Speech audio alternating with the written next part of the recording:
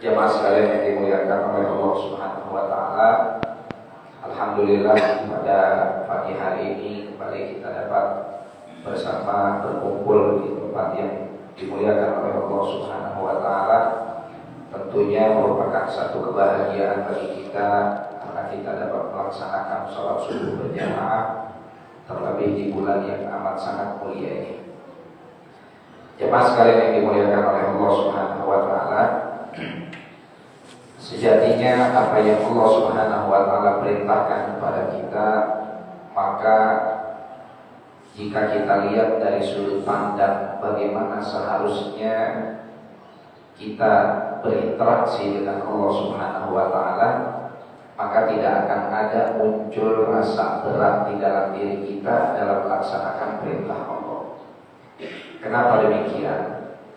Karena sudah amat sangat wajar apabila Allah memerintahkan kita, kemudian kita bersegera melaksanakan perintah tersebut tanpa merasa terbebani. Hal ini dikarenakan apa yang Allah Subhanahu wa taala anugerahkan kepada kita, apa yang Allah Subhanahu wa taala berikan kepada kita dari begitu banyak nikmat yang kita minta dan bahkan yang kita tidak minta lebih banyak daripada yang kita minta. Nikmat yang Allah Subhanahu wa taala berikan kepada kita yang kita nggak minta itu lebih banyak daripada yang Allah Subhanahu wa taala berikan kepada kita yang dengan kita minta. Kalau saja kita mentafakuri jemaah sekalian di dalam hidup ini, maka sesungguhnya kita akan mendapati begitu banyak anugerah Allah Subhanahu wa taala yang Allah berikan kepada kita, dan hal itu tanpa kita sadari ternyata anugerah yang amat sangat besar. Nah, sebagai contoh, misalkan Allah Subhanahu wa taala sampaikan di dalam Al-Qur'an, di dalam surah An-Naba, Allah bilang wa ja'alna naumakum subata, dan kami jadikan tidur kalian bagi kalian itu subata. Apa itu subata? Subata itu artinya adalah rohatan lil abdan. Ya. Jadi Allah jadikan tidur itu sebagai satu proses bagi kita untuk merefresh kembali diri kita, agar diri kita istirahat, sehingga dengan tidur tersebut kita bangun, nah kita menjadi fresh kembali. Kalau kita teliti bagaimana proses tidurnya seseorang dan ditinjau dari sisi ilmu kedokteran atau ilmu medis, ya, maka sesungguhnya di situ kuasa Allah amat sangat besar. Kita semua mungkin sama-sama tahu bahwa dalam proses tidur kita itu kan darah kita bersirkulasi yang kemudian melakukan aktivitas yang namanya detoks tubuh kita secara alami. Racun-racun yang ada di dalam tubuh kita dikeluarkan melalui pori-pori pada saat kita tidur, ya. Sehingga zat-zat negatif yang ada di dalam diri kita yang selama seharian itu kita serap atau kita hirup, baik dengan hidung kita atau dengan pori-pori kita di saat kita keluar rumah tanpa kita sengaja hirup asap rokok, kemudian polusi-polusi yang lain sebagainya, tak mungkin ada zat-zat kimia yang terhirup oleh kita pada saat kita kerja. Itu semua di-refresh oleh tubuh kita melalui proses detox tersebut, kemudian keluar dari pori-pori tubuh. Itulah kenapa Rasulullah SAW mensunahkan kalau kita mau tidur atau bangun tidur, disunahkan apa ya? Keplak-keplak tempat tidur gitu. Spraynya itu dikilap, ya. Supaya apa? Kalau dulu tafakur kita hanya bisa sampai kepada khawatir kalau kita tidur takut ada kabak-kabak, takut ada kaki seribu, ya, takut ada lelena atau bangsat yang biasa jadi di kasur-kasur kapuk. Tapi ternyata, ya, ijaz nabawi, kemukjizatan Rasulullah SAW lebih jauh daripada itu. Kenapa? Karena kalau kita biarkan kasur kita nggak gebrak-gebrak, ya, supaya kita biarkan seperti itu, maka racun-racun yang keluar dari pori-pori akan mengendap di situ dan terhirup kembali pada saat kita tidur atau masuk lagi, dan itu akan menjadi berbahaya. Tapi intinya jemaah sekalian, Dari situ aja kita sudah bisa menyadari bahwasanya anugerah Allah Subhanahu wa taala begitu besar kepada kita. Bayangkan kalau seandainya dalam satu proses pembuangan racun tersebut kita harus mengeluarkan sekian rupiah untuk biaya buang racun lewat tidur.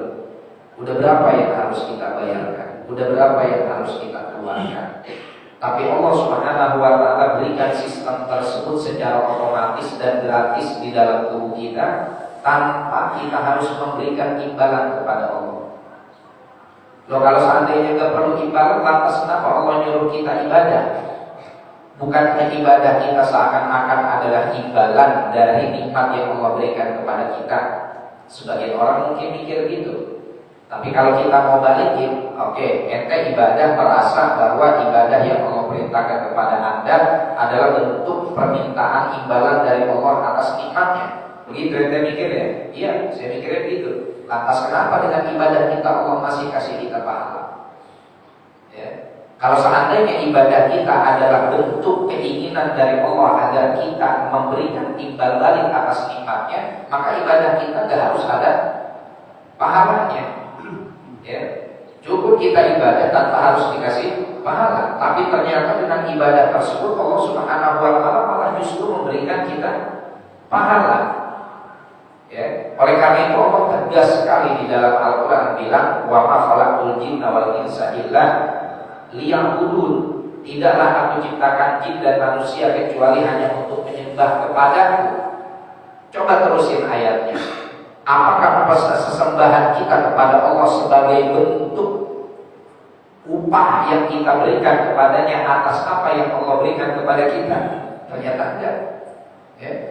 Illa liya'budun ma uridu minhum min rizqin wa ma uridu an yut'imun. Aku tidak menginginkan rezeki apa-apa dari mereka, dan aku pun tidak menginginkan mereka memberi aku makan. Artinya ibadah kita bukan sebagai timbal balik atas apa yang Allah berikan kepada kita. Allah gak butuh itu.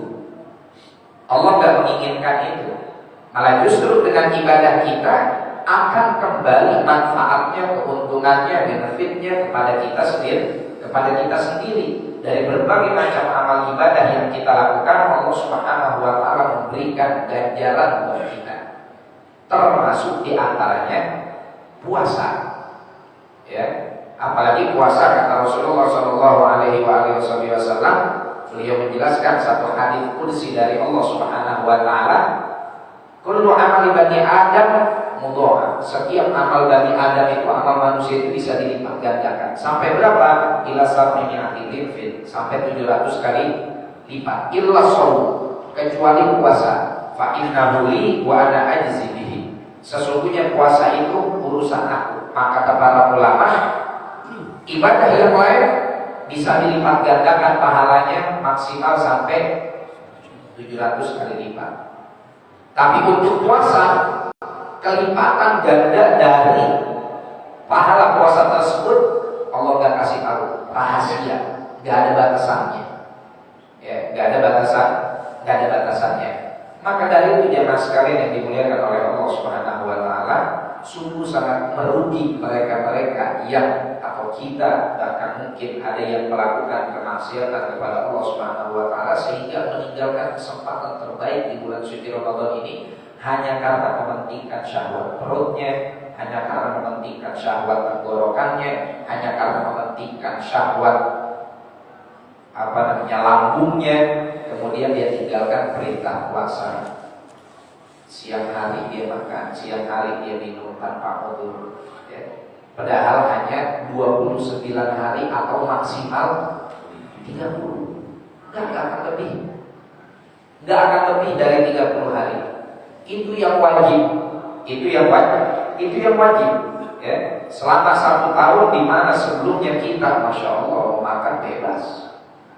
Ya. Mau makan bebas, mau minum bebas dari 11 bulan yang ada, ya. Kemudian bulan berikutnya 1 bulan kita diminta siang kagak makan, siang kagak minum, atau melakukan hal-hal yang lain yang dapat membatalkan puasa. Ya. Oleh dan bahkan kita lebih beruntung lagi sebagai umat Nabi Muhammad Shallallahu Alaihi Wasallam. Kita sahur, sholat subuh, pulang, nyampe di rumah, tidur, bangun jam 3, sholat zuhur, setengah 4, sholat asar, rebah lagi, bangun maghrib, masih satu puasa. Masih sah. Berapa jam puasanya? Enggak berjam-jam itu. Ya. Bangun subuh, apa namanya dia sahur, sholat subuh nih paling banter jam 6 maksimal udah nyampe rumah, langsung tarik selimut, apalagi hari Minggu.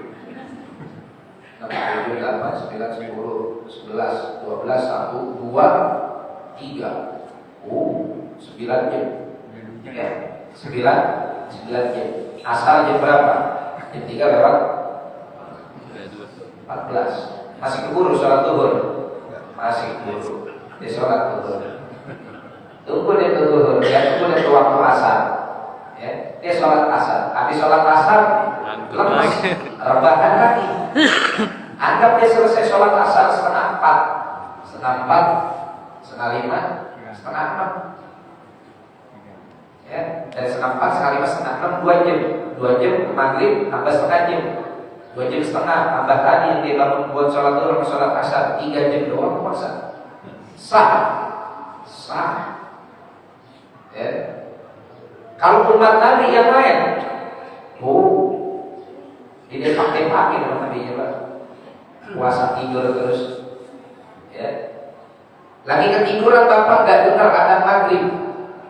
Gak dengar nih adzan maghrib. Bangun-bangun. Al-Khalifatul Rabi Sayyidina Ali bin Abi Thalib di Masjid radhiyallahu anhu baru bangun. Walaupun udah 3 dikit. Kalau umat Nabi terdahulu dia tidur tidak menyaksikan matahari terbenam, pahal apa namanya puasanya wajib disambung. Malam itu dia nggak boleh makan, nggak boleh minum. Kapan dia boleh makan, boleh minum? Maghrib hari berikutnya. Kalau umat Nabi Muhammad dikasih syariat yang kayak begini, waduh, kabur semua ya. Tapi kalau begitu kita sebelum maghrib ketiduran atau sengaja tidur, bangun-bangun setelah adzan maghrib, maka kita boleh makan, boleh minum, dan wajib bahkan berbuka. Wajib berbuka, gak boleh diwisol, haram. Yang mentang-mentang pas bangun jam 8, ya Allah, sebagai penembusan dosa saya mau lanjut puasa sampai besok. Dosa banget. Ya. Ini anugerah Allah Subhanahu wa taala yang amat sangat besar. Oleh karena itu kita jaga kesempatan ini dengan sebaik-baiknya. Jemaah sekalian yang dimuliakan oleh Allah Subhanahu wa taala. Sungguh apa yang kita lakukan sebetulnya sebagai seorang hamba, kita lihat dari perspektif bahwa kita ini sedang mencari cintanya Allah. Kita sedang mencari kasih sayang Allah. Maka kita harus nurutin apa yang Allah perintahkan. Ya. Sayyidina Malik bin Dinar pernah ditanya, "Ya Imam, kapan saya ini dikatakan sampai kepada derajat orang yang cinta?" Kata Malik bin Dinar, "Ketika engkau sudah mau melepaskan egomu untuk melakukan apa yang dicintai oleh kekasihmu, sedangkan kamu membencinya." Ya. Kita punya orang yang kita cintai, terus dia nyuruh kita melakukan sesuatu yang kita kagak suka, tapi dia nyuruh dan dia pengen. Kalau kita masih belum mau melakukannya, berarti bullshit cinta kita sama dia, omong kosong. Tapi kalau kita sudah mau melepaskan ego kita, ya udah deh, nggak apa-apa, saya nggak suka deh. Yang penting beliau suka, yang penting dia senang, saya kerjain. Ini baru disebut sebagai seorang yang cinta. Dan kita semua tahu bahwasanya ketika kita mencintai Allah, maka Allah akan cinta balik kepada kita. Qul in kuntum tuhibbunallaha fattabi'uni yuhibbukumullah. Ya, qul katakanlah wahai Muhammad, in kuntum tuhibbunallaha fattabi'uni yuhibbukumullah. Ya. Kalau kalian mengaku cinta kepadaku, kata Allah, ikutin Nabi Muhammad, yuhibbukumullah, maka kamu akan mendapatkan balasan cinta dari Allah Subhanahu wa Ta'ala. Nah, jamaah sekalian yang dimuliakan oleh Allah, sampai-sampai ada seorang ahli tasawuf membuat perubahan syair kayak gini. Ya. Ingkana ridhakum fi sahari fasalamullahi ala wasani. Ingkana ridhakum fi sahari fasalamullahi ala wasani. Kalaupun memang supaya engkau senang, supaya engkau ridho, saya harus meninggalkan tidur, saya harus begadang, fasalamullahi ala wasani, maka saya ucapkan selamat tinggal kepada goodbye kantuk, goodbye tidur. Saya gak mau tidur. Kenapa? Karena dengan saya melek, dengan saya bergadang, itu bikin dia senang, gak jadi masalah. Nah, ini yang dilakukan oleh orang-orang yang mendekatkan dirinya kepada Allah Subhanahu wa Ta'ala. Mereka tidak melihat perintah Allah ini sebagai beban. Karena kalau kita anggap perintah Allah ini sebagai beban, ini akan jadi bahaya, Pak. Kenapa jadi bahaya? Gini, kita semua tahu hadis Rasulullah SAW, man shoma Ramadan imanan wa ihtisaban. Apa lanjutannya?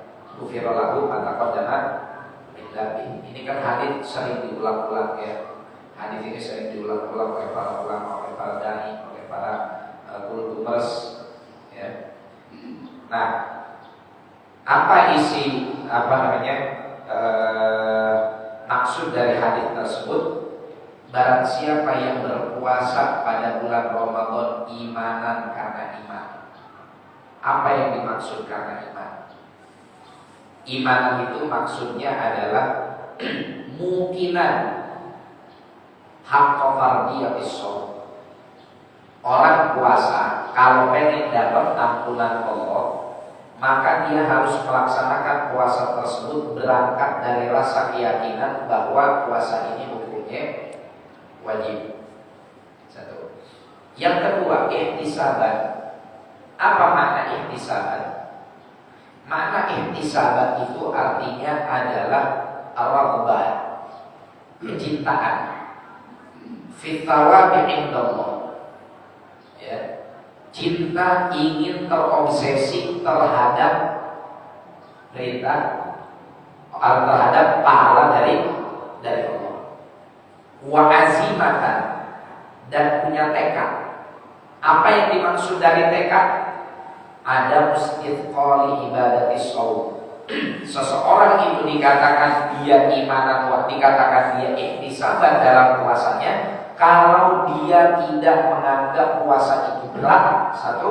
Yang kedua, wa ada mustithqali ayyamiha, dan tidak menganggap harinya panjang. Ini kata siapa? Kata Imam Suyuti, menukil dari Al-Imam Al-Khattabi. Jadi Imam Al-Khattabi bilang bahwasanya makna ihtisaban itu dia harus punya azam di dalam hatinya, kesungguhan di dalam jiwanya, tanpa ada rasa berat, tanpa ada rasa susah, tanpa ada rasa ini waktunya panjang. Yang kayak ini baru ghufira lahu ma taqaddama min dhanbi. Sekarang ini kan banyak banget kita kadang kalau puasa update status alhamdulillah 20 hari lagi lebaran. Iya kan? Ya Allah, dengar adzan zuhur kok kayak suara adzan maghrib ya? Masya Allah. Ya. Terus update apa lagi? Aduh, lagi jalan panas-panas, melihat orang gak tahu diri banget minum es buah, hari bolong. Itu tanpa kita sadari, Pak. Meskipun terkadang mungkin kita niatnya bercanda, tapi kalau kita resapi maknanya, coba Bapak bayangkan, emang Bapak pengen buru-buru lebaran apa pengen lama-lama Ramadan? Nah, ayo jujur, mau buru-buru lebaran atau mau lama-lama Ramadan?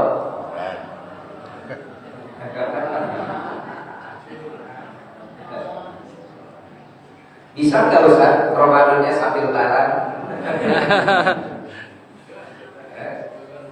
Kalau para aulia, para sholihin, mereka itu pengennya Ramadan terus, Pak. Bahkan dalam satu hadis Rasulullah bilang bahwa aliman nasu ma fi Ramadan latamannal ayyam kullaha Ramadan atau kama. Kalau seandainya manusia itu tahu apa yang Allah simpan di dalam bulan suci Ramadan, maka semua orang akan merasa berkeinginan agar setiap hari itu Ramadan. Setiap hari Ramadan. Ya. Karena di dalam Ramadan itu begitu banyak rahasia, begitu banyak bonus, begitu banyak pahala yang Allah berikan. Sehingga kalau kita ini disingkap hijab kita, dibuka tabir kita tahu hakikat, ya, cashback yang kita dapetin, reward yang kita dapetin, apalagi istilah-istilah bonus zaman sekarang, ya. Bintang yang kita dapetin, level yang kita dapetin, semua deh yang ada istilah-istilah bonus kita sebutin. Itu kalau kita dikasih unjuk satu persatu, Pak, diperlihatkan, kita pengennya tiap hari Ramadan. Sehingga ketika kita bilang alhamdulillah 20 hari bukan lebaran, ya. Yes, 2 jam lagi duduk maghrib. Itu seakan-akan kita merasa Ramadan ini adalah sesuatu yang menjadi beban, ya kan? Seakan-akan puasa ini adalah beban. Kalau kita udah punya perasaan bahwa ini adalah beban, ya udah gak logis lagi kalau perkara itu dilakukan dengan ikhlas. Ikhlas itu kan melakukan sesuatu tanpa beban, tanpa terbebani, ya, tanpa terbebani. Oleh karena itu, jemaah sekalian yang dimuliakan oleh Allah Subhanahu wa taala, ini adalah kesempatan terbaik buat kita. Jangan merasa terbebani. Jangan merasa kita ini dipersulit, ya. Kemarin juga Allah Subhanahu wa taala kagak larang kita kalau pengen makan. Ya. Kalau pengen minum silahkan. Sisa-sisa hari di luar Ramadan itu ibadah puasanya cuma sunnah. Kalaupun Bapak nggak kerjain, Allah kagak marah. Tapi tolong di Ramadan ini anak kita, istri kita, kerabat kita, jangan sampai kita biarkan mereka meninggalkan puasa. Dalam artian kita masa bodoh, kita nggak nasihatin, kita nggak bilangin. Ya, jangan sampai kita nggak nasihatin, kita nggak bilangin. Jadi ini adalah kesempatan yang terbaik. Kenapa? Karena manfaatnya ghufira lahu ma taqaddama min dzambi. Ya, kita hidup udah berapa tahun? Ada yang udah 40 tahun, ada yang udah 50 tahun, ada yang udah 60 tahun, ada yang udah 70 tahun. Kalau seandainya patokan akil balik itu kita pukul rata dari umur 15 saja. Kita yang udah hidup 40 tahun berarti kita udah kena dosa dari umur 35. Dari udah sejak berapa tahun kita berputar dengan dosa? Nah, 35 tahun ya kan? Kita berputar dengan dosa. Karena sejak akil balik, sejak balik tuh, ya, walaupun balik orang berbeda-beda, tapi kita tadi bilang anggap aja pukul rata semua 15 tahun. Ya, 15 tahun. Saya 30 tahun. Kalau akil balik 15 tahun berarti sudah 15 tahun yang lalu, ya, dari sejak pertama kali saya balik sampai sekarang saya punya dosa 15 tahun. Itu banyak banget. Ya. Apalagi yang 40. Yang mana yang 40? Yang mana yang 50? Yang mana yang 60? Yang mana yang 70? Yang 80? Yang udah siap-siap kadang Allah. Ya. Itu dosa-dosa kita sebelumnya.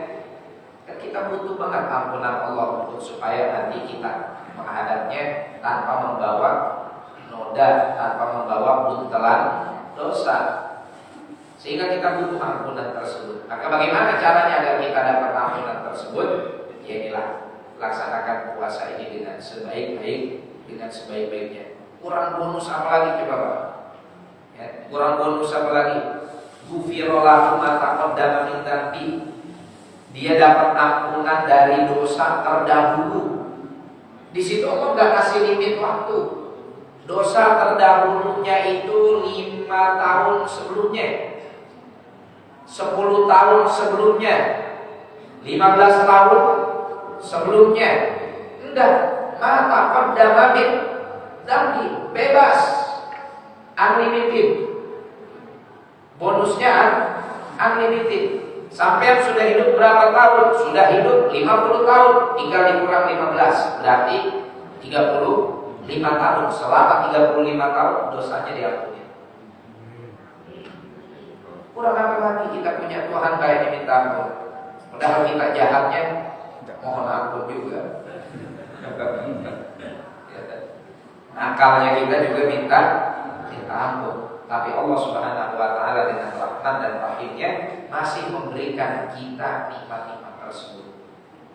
Ya, masih memberikan kita karunia-karunia tersebut.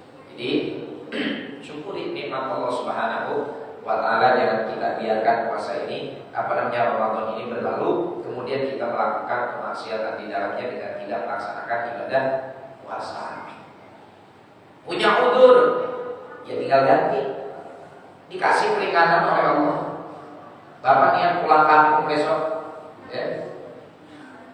Kemana? Surabaya misalkan, ke Ngawi misalkan, ke Nganjuk misalkan, mau naik pesawat yang cepat, ya, nggak bisa. Mau naik kereta yang kelas bisnis atau kelas apa? Eksekutif, yang biar bisa lebih nyaman, belonjor. Kalau lagi nggak ada duitnya, nyari yang gratisan aja dari Kemenhub. Daftar yang kelas ekonomi, bawa barang, antri, masuk berdesakan, aduh lemes, nggak kuat, mau pingsan.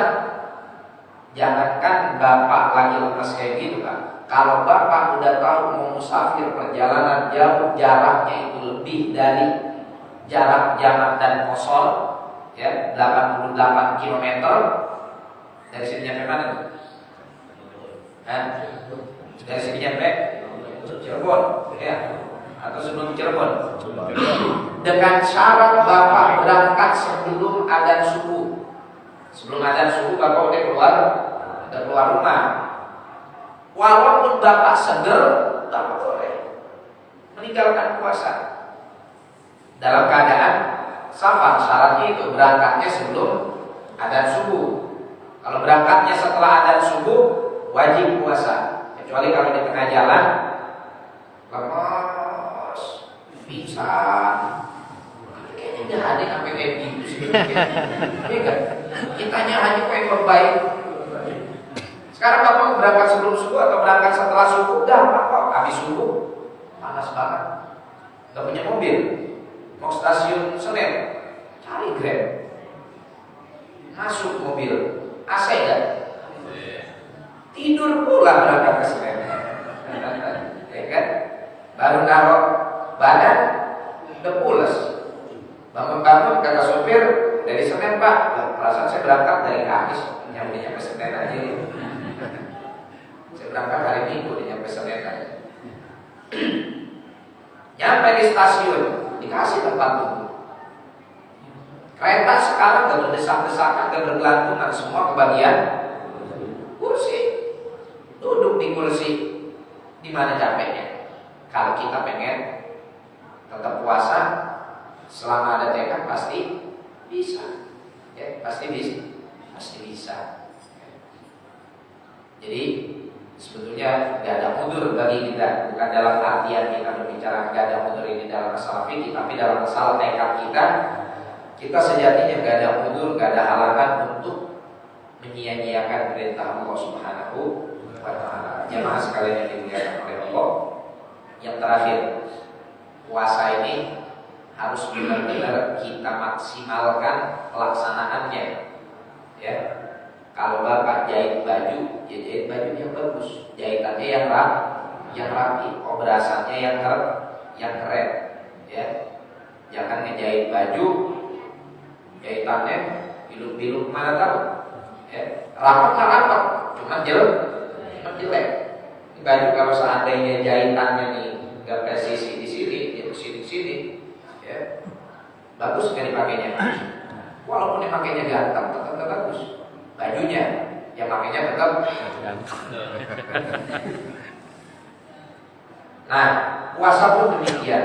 Lantas bagaimana cara kita untuk memaksimalkan tampilan puasa kita di hadapan Allah? Ya, cara kita memaksimalkan tampilan puasa kita di hadapan Allah, puasain seluruh anggota tubuh kita dari dosa. Mata dari melihat yang haram, mulut dari ngomong yang haram, kuping dari dengar yang haram, itu semua perlu kita puasain. Ya, ilam yakun fis sam'i minni tasawwunu wa fi basari ghadun wa fi mantiki samtu fahadi idan fi sawmi al-ju'u wal dhama'u fa in qultul yawma suntu fama suntu. Kata para ahli tasawuf bilang dalam gubahan syairnya, kalau seandainya saya ini kuping saya masih biarin ngedengerin yang haram, mata saya biarin ngeliat yang haram, mulut saya biarin ngomong yang haram, maka puasa saya cuma dapat lapar dan haus. Kalaupun saya bilang ke seluruh dunia hari ini saya puasa, maka sesungguhnya saya tidak berpuasa. Kata Rasulullah SAW, "Man lam yada' qaula zuri wal amala bihi, falaysa lillahi hajatun fi an yada' ta'amahu wa syarabah." Orang yang masih belum juga ninggalin omongan dusta pada saat dia berpuasa, maka Allah enggak butuh sama puasanya dia. Saya kan? Saya. Maka udah kita belajar puasain anggota tubuh kita yang lain dari dosa. Ibu-ibu lagi belanja, buat bukaan jam 10 tukang sayur, satu mancing gosip mentang-mentang kali akhir atau puasa. Ibu, masya Allah, kemana aja nggak kelihatan. Ibu gara-gara ibu jarang belanja sayur sama kita sih nggak tahu kan perkembangan hidup tetangga kita di sebelah situ. Lebih perhatian benar. Emang kenapa bu? Kemarin suaminya pakai rompi oranye. Pakai rompi oranye. Takut KPK. Ibu sih nggak yakin dengan ibu ya. Kepancing, jangan kepancing bu. Jangan kepancing. Kalau dia kayak gitu kan, Allahumma inni shaim. Ya Allah saya lagi puasa. Udah buru-buru tinggalin. Tinggalin si ibunya, jangan tukang sayurnya. Kalau tinggalin tukang sayur bayar dulu. Kadang teman-teman ada yang gosip terus belakang pergi tukang sayur kita kebayar. Ya, tinggalin yang seperti itu supaya kita tidak terjebak ke dalam puasa yang jelek. Wallahu a'lam bishawab. Mungkin ada pertanyaan, silakan.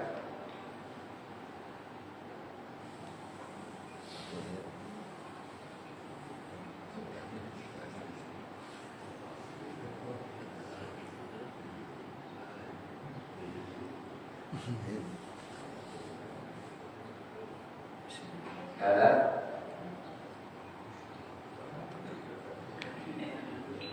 Oh, Fatihah dan Qabul Tamami Kulli Sulai Pamil Rasulullah Insya'ala Wa Fatihah dan Sayyidina Rasulullah Wa Tazal dan Tawajah Isa'ala dan Nabi Sallallahu Alaihi Wasallam Amin. Rabbi khusus Arif itu ikhlas bagi kali abdana dan Habibul Amin Rasulullah Kamar ikhlas wa yakin wa Allah Ta'ala yang aman min ahli siyam wa qiyam min al-Qur'an wa haqqi qalbi kulli wahidin min haqqi wa tawbah wa inama wa syukur wa ibadah wa shaum wa haqqi wa salam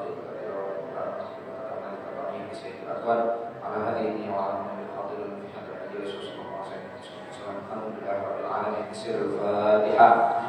Alhamdulillah minasyaitonir rajim. Bismillahirrahmanirrahim. Alhamdulillah rabbil alamin. Arrahmanir rahim. Maliki yaumiddin. Iyyaka na'budu wa iyyaka nasta'in. Ihdinas siratal mustaqim. Siratal ladzina an'amta 'alaihim ghairil maghdubi 'alaihim waladdallin. Amin. Saya mohon maaf. Assalamualaikum warahmatullahi wabarakatuh. Waalaikumsalam.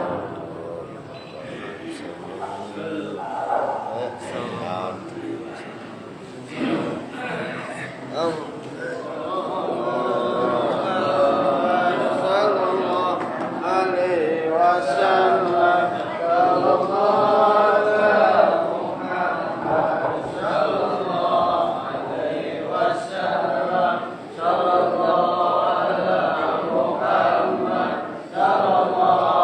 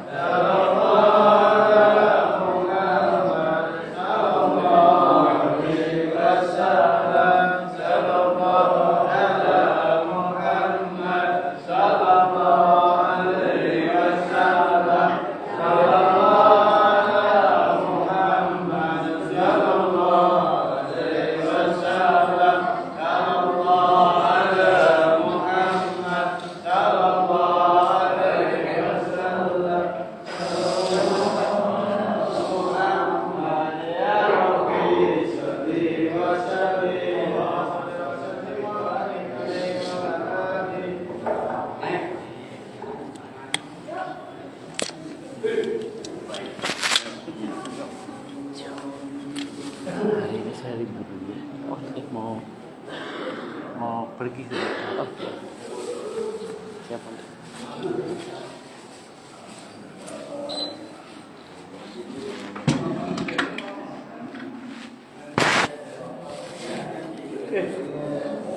Ustaz siapa? Ustaz ngisi di sana kan? Dia